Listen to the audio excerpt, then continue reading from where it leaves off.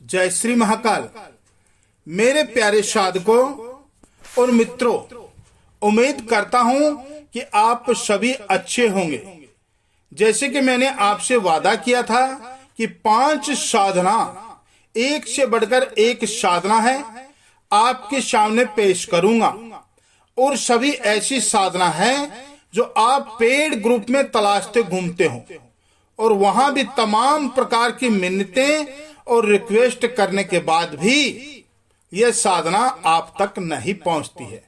और मैं डायरेक्ट आपको वह साधना दे रहा हूं, निःशुल्क, कोई भी पैसा नहीं लिया है मैंने। एक से बढ़कर एक अद्भुत साधना दी है जिसे हजारों की संख्या में लोगों ने इसका फायदा उठाया है। और ऐसे ऐसे तरीके साथ में आपको मिल रहे हैं जो आपको पूरे इंटरनेट जगत में कहीं पर भी नहीं मिलेंगे।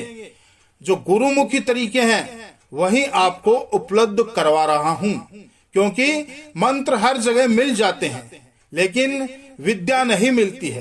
किताबों से मंत्र उठाकर आप जाप कर सकते हैं, परंतु फलित क्यों नहीं होते?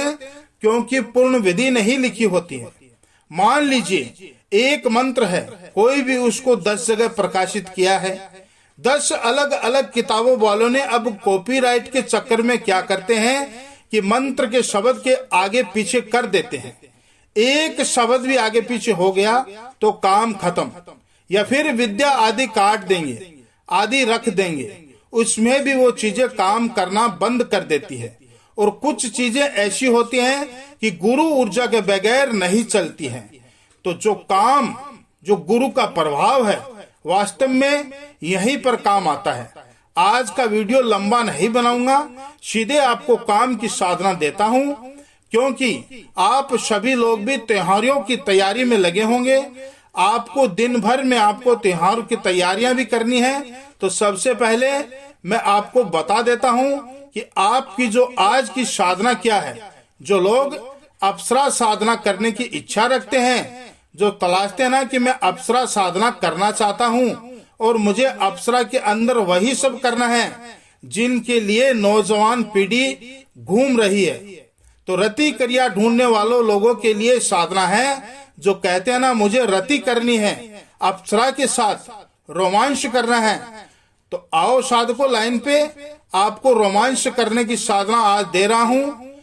कर लेना, हिम्मत है तो एक रात्रि की साधना है, लेकिन इसे लंबे दिवस तक कर सकते हैं, ज्यादा दिवस तक कर सकते हैं। अगर इसमें अच्छा अनुभव आपको आज की रात मिलता है तो आप इसको बंद नहीं करना है। या तो एक रात में सिद्ध हो ही जाएगी, एक रात में अगर आपका तपोबल अच्छा है तो आ ही जाएगी, नहीं तो फिर 21 दिन तक करो। आप 21 दिवस के अंदर उसे आना ही होगा। बस आपके अंदर ऊर्जा बल अच्छा होना चाहिए। आपने साधनाओं के क्षेत्र में पहले कुछ साधना की हो तो एक दिवस में आ सकती है। अगर आपने जिंदगी में कभी कोई साधना नहीं की है और सीधे उठाकर साधना कर रहे हैं तो थोड़ा समय लग सकता है, लेकिन आज के दिन शुरू करते हैं तो बहुत परफेक्ट है। लेकिन जिन्होंने थोड़ी बहुत भी साधना कर रखी है उनके लिए सबसे बेस्ट साधना है, बिल्कुल 100% रिजल्ट देने वाली साधना है। तो सबसे पहले बता देता हूं ये साधना कौन सी है। ये कामेक्षी अप्सरा की साधना है, ये काम भाव वाली साधना है, एक ही रात्रि की साधना है और स्वतंत्र रूप में सिद्ध करनी है आपको। कोई भी उसको पत्नी, माता, बहन, पुत्री, प्रेमिका, दोस्त किसी रूप में नहीं करना। वो उस पर निर्भर करेगा जब आएगी, वो उस समय की बात है। लेकिन अभी इसको सिर्फ स्वतंत्र रूप में सिद्ध करना है, काम भाव में सिद्ध करना है। जो कि आपके सबसे बड़ी मुसीबत होती है कि हम साधना करने बैठते हैं तो आप अप्सरा का नाम लेते ही हमारे मन में ख्याल आने लग जाता है। जो फिल्मों की हीरोइनों को देखकर ये हाल होता है तो अप्सरा तो हजारों करोड़ों गुना अधिक सुंदर होती है। एक पर्सन, किसी साधक ने पूछ लिया था कि जब अप्सराएं जब आती है तो उसकी पहचान क्या है, तो वह भी वीडियो के अंदर ही आपको जानकारी मिल जाएगी। अगर वह अनुभूतियां आपको हो तो समझ लीजिएगा कि यह क्या हो रहा है। तो आज अभी शुरुआत करते हैं, इसके अंदर क्या क्या फायदा होगा। देखिए, एक तो आप रोमांस वाला वह पूरा करके जाएगी। संबंध बनाने के बाद में शारीरिक संबंध बनेंगे, शारीरिक संबंध बनेंगे ही बनेंगे। इसमें दूसरी चीज है वस्त्र आभूषण, या तो छोड़कर जाएगी, आपको धनवान भी बनाकर जाएगी।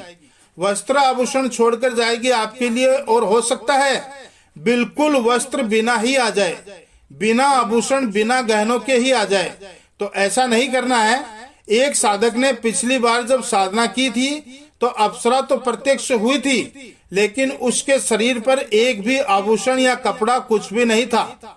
नतीजा यह हुआ कि उसने मंत्र जाप बंद कर दिया, भगा दिया। अप्सरा को उसने सीधे हनुमान चालीसा का पाठ शुरू कर दिया, और अप्सरा बेचारी सौम्य होती है, डर गई, भाग गई। तो ऐसा नहीं करना है आपको। वस्त्र आभूषण देख करके नहीं, बल्कि अप्सरा आई है तो उसके साथ में बातें करनी है, और डायरेक्ट आते ही उसके साथ संबंध बनाने की कोशिश मत कीजिएगा। पहले उसके साथ अटकेलियां कीजिएगा, उसको बैठाकर उसके साथ बातें करिएगा, मधुर मधुर मीठी मीठी। जैसे आप आजकल अपनी गर्लफ्रेंड से लंबी बातें करते हैं ना फोन पर, भले ही वो पूरी पूरी रात करवा लो आपसे, ठीक वैसे ही इसके साथ भी बातें करनी है आपको पहले। और जो पूछना हो आपको अपने जीवन के बारे में, साधनाओं के बारे में, ऐसी ऐसी साधनाएं देके चली जाती है आपके अपनी जिंदगी में कभी ना ही तो देखी होगी और ना ही सुनी होगी। बहुत जबरदस्त साधनाएं देकर चली जाती है, बहुत अच्छे अच्छे विधान देकर चली जाती है। और फिर से आने का कोल्ड वर्ल्ड पूछ लीजिएगा कि दोबारा बुलाना हो तो कैसे बुला सकते हैं, और दोबारा बुलाने का 100% ये बता के जाती है। क्योंकि अगर साधक अच्छा होना तो उनको भा जाए तो वो वापिस भी आती है, ये निश्चित है, आती है। कई लोगों को मुंदरी दे जाती है। अब साधना के लिए एक चीज का ध्यान रखना चाहिए। जैसे शुरू में मैंने अप्सरा साधना की थी तो उस समय अप्सरा प्रत्यक्ष तो हुई थी, सामने नहीं आई, मेरे सामने बिल्कुल भी नहीं आई। क्योंकि जब मैं 13 साल का था उस समय से महाविद्या की साधना शुरू की थी। मैंने बहुत प्रचंड मात्रा के अंदर बिना किसी गुरु के उस समय मैंने इतनी मात्रा में मंत्र जाप किए थे देवी के। उस समय अगर हाथ में जल लेकर के अगर छींटे भी मार देता तो भूत प्रेत वाले पर तो उस पर भी असर कर जाता था। वो इतनी मात्रा के अंदर मैंने ब्रह्म मुहूर्त में उठ करके साधना की थी। उस समय मेरे पास कोई गुरु नहीं था, और उस समय एक महाविद्या थी, बहुत अच्छी महाविद्या थी, उसकी साधना मैंने की थी। तो उसका प्रभाव यह था कि यह इत्र योनि होती है, वे सामने आते ही उनका शरीर जलने लग जाता है। ये बात मुझे तब पता चली जब अप्सरा ने कहा कि मैं सामने नहीं आ सकती, क्योंकि मैं प्रत्यक्ष आऊंगी तो आपकी जो साधना का ऊर्जा बल है उसी वजह से मैं जल जाऊंगी, उसका शरीर जलने लग जाता है। तो कहने का तात्पर्य यह है कि अगर आप महाविद्या के साधक हैं, गायत्री साधक, आपने कुछ बड़ी शक्तियों की साधना की है, तो अप्सरा डर जाती है, सामने नहीं आती है, उनका तपोबल जाता होता है, लेकिन फिर भी ट्राई करने में आपका कुछ नहीं जाता। आपको कुछ न कुछ देकर ही जाएगी, लेके नहीं जाएगी आपसे। और बिल्कुल डरने की चीज नहीं है, बहुत जबरदस्त होती है, कोई नुकसान नहीं पहुंचाती साधक को, बहुत सौम्य होती है।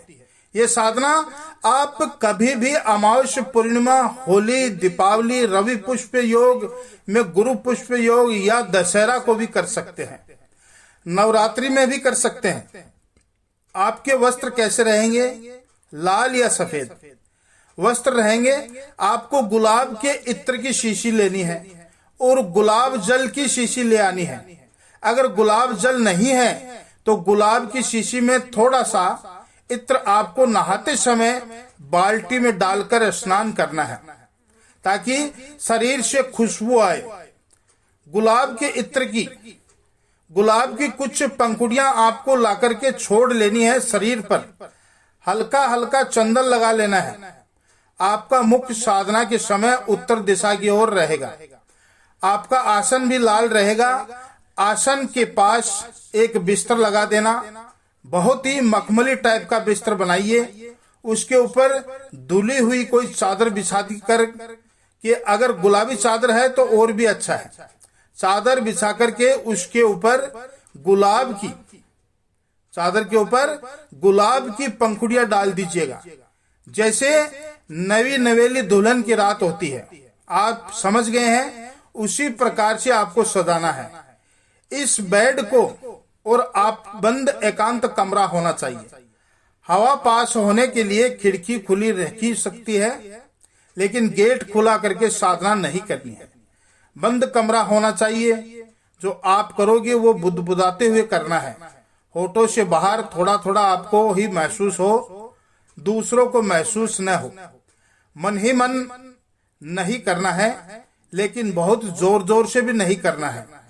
जिस कमरे में आप जाप कर रहे हो उस कमरे में किसी की तस्वीर नहीं होनी चाहिए, किसी की फोटो नहीं होनी चाहिए। समझ रहे हैं? आप कोई देवी देवता या फिर किसी मरे हुए व्यक्ति की, साधारण व्यक्ति की, जीवित व्यक्ति की कोई भी फोटो मत रखो। उसमें सब फोटोएं हटा देनी आवश्यक है, वस्तुएं हटा देनी है। भोजन सामग्री पड़ी हो तो वो भी हटा देनी है, और सिर्फ एकांत कमरा चाहिए आपको। और शाम के समय 6-7 बजे के आसपास आपको गुरु गणेश, इष्ट देवता, कुल देवी, पितृ का भोजन या शिव दुर्गा का पूजन कर लेना। पंचोपचार पूजन करके आज्ञा लेवे, साधारण भोजन कर लेवे, उनसे आज्ञा लेवे कि मैं ये साधना कर रहा हूँ कामेक्षी अप्सरा की, मुझे पूर्ण सफलता प्रदान करे। और कोई भी कवच पाठ नहीं करना है, हनुमान चालीसा या कोई भी देवी देवता का पाठ नहीं करना है। इसमें शाम के समय जो करना है वो कर लेवे, लेकिन रात्रि को कवच पाठ इत्यादि भी नहीं करना है। शाम को भी कोशिश पाठ ना करें। रात में केवल और केवल जाप आप बैठोगे आसन पे, स्नान ध्यान करने के बाद में तो केवल कामेक्षी अप्सरा का आह्वान करना है, और बार बार बोलना है कि आसन बिस्तर पर विराजमान होए, बिस्तर पर विराजमान होए। आपको आसन देना है। 5-6 बार बोल के बाकायदा आपको कामेक्षी अप्सरा का नाम लेना है, और ये बोलन है कि देवी कहीं ऐसा मत बोल देना कि मेरी बाबू सोना पधारो, आप ये मत बोल देना। ये बोलना है देवी आप पधारो, मैं आपकी साधना कर रहा हूँ, आप पधारो, दर्शन दे और मेरे ऊपर कृपा करे। ये बाबू सोना वाले जो आप अपने नॉर्मल बोलते हैं ना, वैसे मत बोल देना। मेरी बाबू पधारो, मेरी सोना पधारो ले डूबेगी आपको। सोना के चक्कर में साधना खंडित हो जाएगी। आपको गुलाब की अगरबत्ती और धूप बत्ती रखनी है, और दीपक जलाना है। बड़ा दीपक, कुमकुम और चंदन रखना है, और सफेद मिरी चाहिएगी आपको। 250 ग्राम सफेद मिठाई, 250 ग्राम अगर मावे वाली मिठाई और इसमें केसर डली हो तो और भी बहुत बढ़िया है। मीठा पानी शरबत बनाकर देना है। 10 मिनट में आंखें बंद करके ध्यान करेंगे। उसके बाद आपको 5 माला इस मंत्र का जाप करना है। फूल गुलाब के रहेंगे, इत्र गुलाब का रहेगा, मिठाइयाँ बर्फी की होगी, 1 लोटा शरबत का गुलाब वाला ही होगा। इसके बाद आपको सबसे पहले आसन लगा लेना है। आसन लगाने के बाद में आपको पाठ शुरू करना है। तो ये धूप बत्ती वगैरह लगा करके, जिसमें बताने की जरूरत ही नहीं है, चंदन वंदन सब डालकर कि वहां रख के 10 मिनट आंखें बंद करके ध्यान लगाना है। उसके बाद आपको 5 माला जाप करना है। कम से कम आपको अनुभूतियां बता देता हूँ क्या होंगे। शुरू का जो पाठ होगा 10 माला होते होते आपकी हल्की हल्की खुशबू आने लगेगी, आवाज आने लग जाएगी थोड़ी थोड़ी, कहीं से भी मतलब झंकार जैसी पायलों की। उसके बाद आगामी जैसी 20 माला के आसपास पहुंचोगे तो चिंकुटिया काटने जैसी महसूस होगा, जैसे चींटियां काटती है ना वैसे, और बहुत तेज नींद के झोंके आएंगे। माला इसमें अष्टपदी की रखनी है, याद रख लेना, सीख लेना, लिख लेना। ये सारी की चीजें माला रहेगी सप्टिक की। माला के करना है जाप, झोंके आएंगे नींद के, और नींद के जब झोंके आए तो सोना नहीं है, कोशिश करना जाग के ही साधना करनी है। और जब साधना के अंदर 30 माला के आसपास, 31 माला के आसपास पहुंचते हैं तो उस समय थोड़ी थोड़ी दृश्यमान होनी शुरू हो जाती है। आपके सामने हल्की हल्की चक्कर काटने दिखने लग जाती है। 35-40 माला के आसपास में आप के पास में बैठने लग जाएगी, गुदगुदी करने, आपके घुटने से घुटना लगा के बैठने, बात करने की कोशिश करेगी। लेकिन 51 माला पूरी करनी है। 51 माला होने के बाद में प्रणाम करना है। उसको सामने बैठी रहे तो उसको प्रणाम करना है। फिर उसको बिस्तर पर आसन देना है। बिस्तर पर आसन देने के बाद में क्रिया बाद में करनी है। पहले उससे जो पूछना है, जिसकी जरूरत है, जो मांगना है वो मांग ले। इतनी सक्षम होती है कि एक ही रात में सब कुछ कर सकती है, सब कुछ दे सकती है। पर ध्यान रखिएगा। और एक बात और, कई लोगों के शरीर पर चिंगुटी काटने के या फिर नाखूनों के निशान सुबह बन जाते हैं, तो घबराइएगा नहीं। ये उसी साधना के निशान है जो जब रतिक क्रिया करती है तब उसके निशान पड़ जाते हैं। उसके साथ बहुत ही कोमल सौम्य व्यवहार करना है और ये बहुत कुछ देकर जाएगी। तो उम्मीद करता हूँ कि आपको ये वीडियो पसंद आया होगा। अगर वीडियो पसंद आए तो वीडियो को लाइक करो, अधिक से अधिक लोगों तक शेयर करो।